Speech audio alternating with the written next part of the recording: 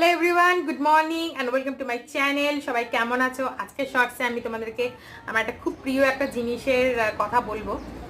এটা একটা makeup brush, মানে মেকআপ ব্রাশের মধ্যে পড়ে। এটা দেখো, জিনিসটা হচ্ছে এটা।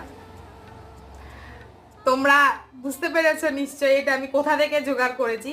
আমার একটা মাস্কারা ছিল, মানে লাইফে আমি একটাই মাস্কারা কিনেছি এখনো অবধি। তো সেই মাস্কারা যখন শেষ হয়ে গেছে তো তখন এই ব্রাশটাকে আমি ধুয়ে টুয়ে রেখে দিয়েছি। তো এটা দিয়ে আমি আইব্রো করি। ভীষণ ভালো আইব্রো করা যায় এটা। প্লিজ যারা যারা মাস্কারা কিনছো, প্লিজ এটা ফেলে দিও না। মাস্কারা যখন শেষ হয়ে যাবে, ধুয়ে মুছে চেঁচে মুছে যখন ব্যবহার করে ফেলবে, তারপরে এটাকে ধুয়ে প্লিজ রেখে দাও।